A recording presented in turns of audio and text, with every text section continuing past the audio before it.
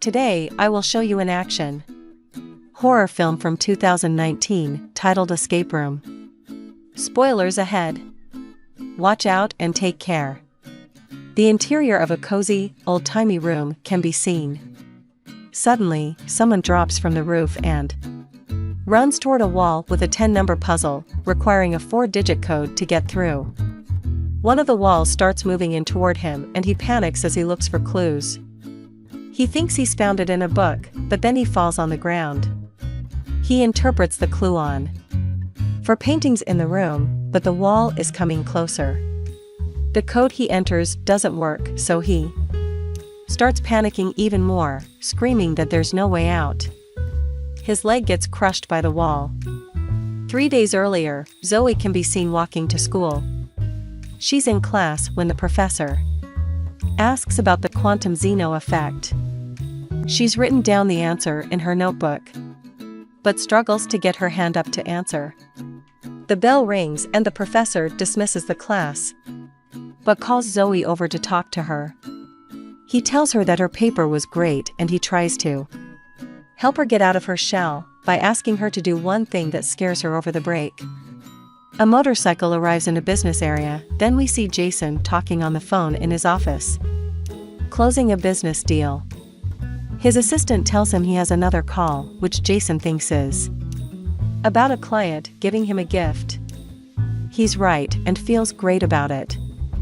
Ben is labeling groceries in the back of a store when his boss comes in. He asks him for a new job position, but he doesn't want to give it to him. His boss tells him to stop drinking if he wants to move forward. Back at Jason's office, a gift arrives for him in the form of a black box that looks like it can't be easily opened. Jason thinks his client sent it to him. Zoe goes back to her room and talks to her roommate, who isn't impressed by her nerdy rant, and leaves. She's anxious and trying to calm herself when it looks like her mirror is shaking. She experiences something like airplane turbulence when suddenly she wakes from a nightmare, her roommate asking if she's okay. Before Zoe's roommate leaves for the holidays, she finds a package in front of their room addressed to her and gives it to her, saying it's from her professor. The same black box is in her package too. Ben gets to work early and sees one of the black boxes waiting for him. He tries to open it by hitting it and throwing it, when it suddenly opens by itself and he continues the process. Meanwhile, Zoe also tries to open the box and she figures it out quite fast. Simultaneously, Jason watches YouTube videos to help him open the box. The three of them succeed in opening the box when a piece of paper comes out of it. It's a voucher for a minus escape room, which if escaped would win them $10,000. The next day, Ben is waiting in front of the minus building, smoking, when a car parks behind him. Amanda comes out and they have a small exchange when she eyes him about smoking. She walks inside and gives the guard her ID as well as her phone. Before she walks into the elevator, he thanks her for her service in the army. Danny walks into the elevator with her, last minute. He takes out a phone which he has sneaked in. Amanda walks into the waiting room first, where Mike, Jason and Zoe are already sitting. She goes to the reception desk, but the rest tell her not to bother. Danny walks in second to her, as Mike is ranting about a childhood pet with heterochromia. Jason and Danny have an exchange about the scar on Jason's hand, and Amanda asks Zoe if they know each other, because she seems familiar to her. Ben walks in last and greets everyone. Amanda reads a newspaper about a fire and gets anxious. Danny tells the rest that he has been to 93 escape rooms before. Jason messes with him about that, but Mike tells Danny that his nephew is just like him and that he was the one that suggested he tries the minus room. Amanda says she's only there for the money. Danny explains to the rest how the rooms usually work and Zoe asks how the game starts. He tells her that they have to wait for the games master to take them to the escape room. Ben stands up to smoke another cigarette, but the doorknob breaks off when he touches it. Mike goes over to try and fix it, but Danny thinks that they already are in the escape room. He comes over to the door and sees the oven dial. He says that it's probably a combination lock. So he tells everyone to look for clues. Everyone searches around the room. Zoe sees a mug with an airplane and Amanda finds the name Dr. Wootenyu, thinking it might be a clue. Mike picks up a copy of Fahrenheit 451 and finds a screwdriver hidden inside of it. Zoe thinks that 451 might be the combination to the lock and inputs it in the door. Suddenly, the ceiling starts glaring red. They realize it's actually throwing off heat too. Zoe tries to turn off the dial, but it's stuck. Danny says that they can ask for a hint, so Amanda goes to ask at the reception. Jason finds a globe with a boat, which throws him off for a second, but then sees the lock on the window. Ben wants to break the window with a fire extinguisher, but when he sees that it's fake, he throws it away. The 4 columns in the room start heating up too. Everyone is freaking out, except Danny and Zoe finds a key in the extinguisher. She opens the window and they see that the receptionist is actually a mannequin. Suddenly, the phone rings and they all expect Jason to pick up. The message is automated, saying they should follow the rules. When he drops the phone, the window shutters go up and more heaters appear. Zoe and Amanda go to get some water because Amanda is having an anxiety attack. Zoe sees the burns on her neck. The men are looking for clues, but have no idea what to do as the room is getting hotter. Zoe sees another clue about the coasters. On the table, she runs over to it and presses one of them, which opens an exit in the ducts. The exit opens a little, so they all have to press the coasters simultaneously to open it completely. Jason goes in the duct and finds a way out. He needs the screwdriver that Mike has. So Amanda switches places with him and lets him through. Jason opens the other exit. The others send Amanda next through the vent while they hold the coasters with both hands. Zoe gets another idea about the puzzle. She fills a glass of water and places it on the coaster, pressing it down. Meanwhile, Amanda panics as she's crawling through the duct. She has a flashback from her time in Afghanistan. Zoe hears her scream and the rest tell her to go after Amanda. Danny and Ben fill the glasses with water, but they're half a glass short. They argue and a burner comes down in the room. Ben pours his liquor in the glass and the exit opens. They escape in the last second as the room burns. They jump through the fireplace into the next room. Danny is still excited, thinking all of it is still a safe game, but Amanda thinks that it was all real and wants to get out. Jason finds another lock and Danny tries to convince Amanda not to call the police. He still gives her the phone, but there's no signal. Meanwhile, Zoe and Jason are looking for clues, and he finds the first key to one of the locks on the door. Then he finds the second lock on the door, which needs a 7-letter word to open. They all try to figure out the words, when Ben sees animal skulls on the wall. He has a flashback in which he's driving drunk with his friends and sings Christmas songs. He tells the others to try with Rudolph and it works. Jason opens the door and they start walking outside of the house, but Zoe and Ben stay back. When the two of them exit the house, and it locks behind them. The next room looks like it's actually outside and it's really cold. Danny hits his head on the walls of the room, which are giant monitors. He falls on the ice. And it sounds like it's cracking. Danny is still convinced that the room is safe. Freezing air starts shooting through the vents. He tells the rest to look for clues again. Jason is the one to find the door. Zoe sees the phrase "True North is a lie" etched on a sled. Simultaneously, Mike finds a fishing rod on a tree and Ben is trying to light a cigarette.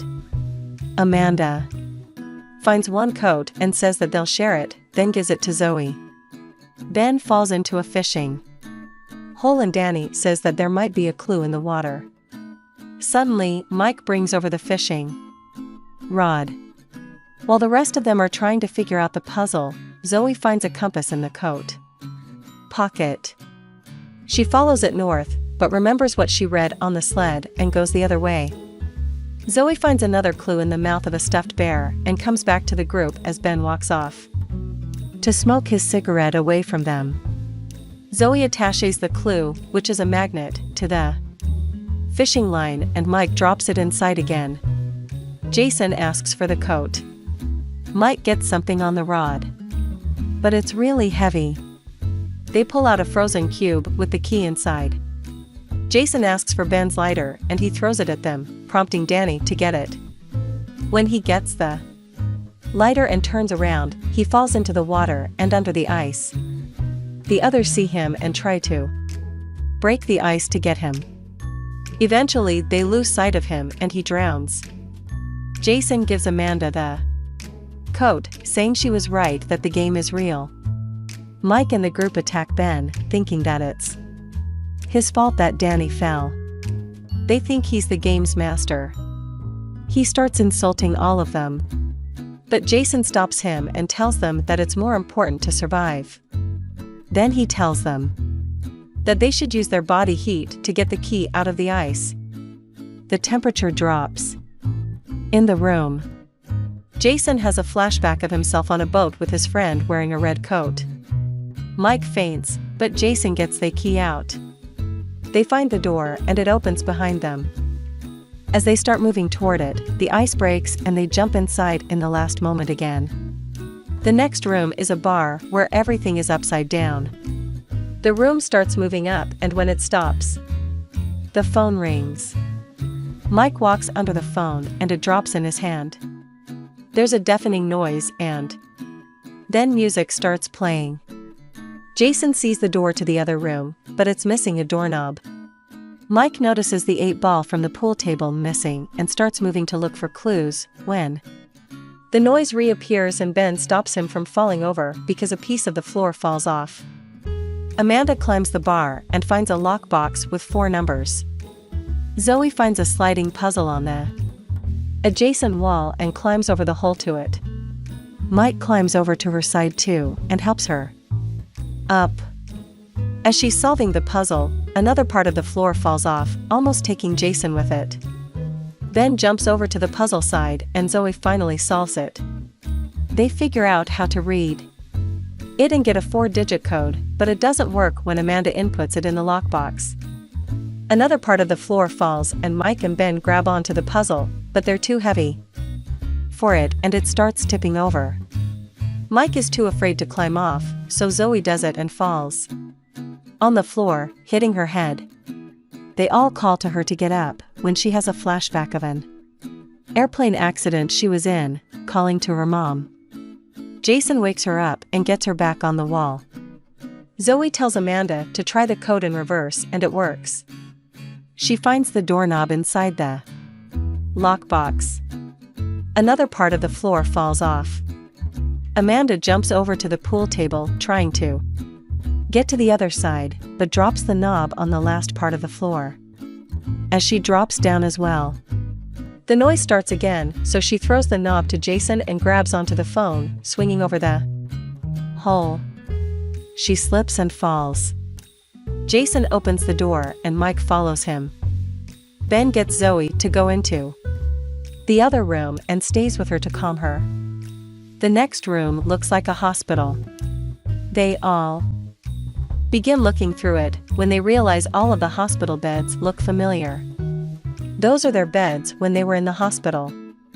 Zoe checks one of the other beds and sees that it's Amanda's. She was the sole survivor in an explosion. Zoe tells her own story as well. She was the sole survivor of a plane crash. Jason was the sole survivor of a boating accident. His story is that his friend lost his mind because of hypothermia and swam off. Ben shares that he was the only survivor in a car crash and Mike the only survivor in a mining accident. He has a flashback of the mine as he tells them that his brother died in that accident. They start connecting all of their accidents to everything that was in the rooms. Zoe finds Danny's documents. He was a sole survivor in an accident as well. She thinks that the game is one of survival, to see who is the luckiest of the lucky. The TV starts playing and it shows a countdown to get out of the room. The three men start looking for ways to get out of the room. They find X-rays as clues, which Ben figures out are actually sign language and they mean EKG. Zoe starts smashing the cameras, thinking that if they keep watching them, the group won't be able to win. Jason finds the poison that will be released in the room when the countdown stops. Ben finds the EKG machine, saying that the right heartbeat will open the doors. First he tries with Ben's heart rate, but when it doesn't work, he convinces Mike to try it as well. His heart rate is high, but not high enough. Jason wants to shock him to get his heart rate higher and manages to convince him to do that too. He gets his rate up, but ends up killing him. Ben is trying to revive Mike as the poison starts filling the room and Zoe is still breaking the cameras. Jason attaches the EKG to himself and gets his rate low enough. The door opens. Jason goes out, but Zoe doesn't want to go. Ben follows Jason out through the vents and the door closes. Zoe is suffocating and crawling toward an oxygen mask. Jason and Ben make it to the other room and they start arguing. Ben accuses him that he not only killed Mike, but his friend on the boat as well. Jason tells him that surviving is a choice and continues to look for clues, finding a hatch. They both grab on the hatch and open it. Suddenly, they start hallucinating. There was poison on the handle and the puzzle on the hatch tells them to find an antidote. Ben finds the antidote, but there's only one dose. Jason jumps him and they fight for it. Ben ends up killing Jason and injects himself with the antidote. Ben jumps into the other room. It's the same one from the beginning of the film. Meanwhile, the cleaning crew walks inside the hospital room and they think they found two bodies. They find the oxygen mask hanging from the ceiling when suddenly Zoe wakes up and knocks them both over. She grabs a gun from one of them and leaves the room. Simultaneously, Ben is at the other room after he's messed up the code. He gets into the fireplace as the wall closes in and manages to escape the room. When he walks inside, a disembodied voice starts talking to him, telling him that his money were on Jason. The game's master appears, telling him that he's won. Ben antagonizes him, but he just starts explaining what the point of the game is. The customers of the game are actually the most powerful people on the planet, and they want entertainment with real stakes. The man tells Ben that he didn't think it was possible for him to win as he gives him a cigarette. Then he tries to kill him, but Ben suddenly stabs him with the piece of wood that was stuck in his leg. The monitor shows that Zoe and the man are both still in play, then she comes out shooting at him. The man tackles her and almost kills her when Ben knocks him over and then shoots him. The both of them walk out of the building. One day later, Ben is in the hospital and is in a stable state. Zoe is seen sitting by his side. A detective comes in the room and asks her to come with him. He takes her to the Minus building, which is surrounded by officers. When they walk inside, nothing of the rooms remain. The detective doesn't believe what she's telling him about the escape rooms, because they haven't found any evidence. She sees the words, "No way out," and realizes that it's an anagram for Dr. Wooten you. But the detective doesn't care and tells her they need to leave. 6 months later, Ben and Zoe are having coffee.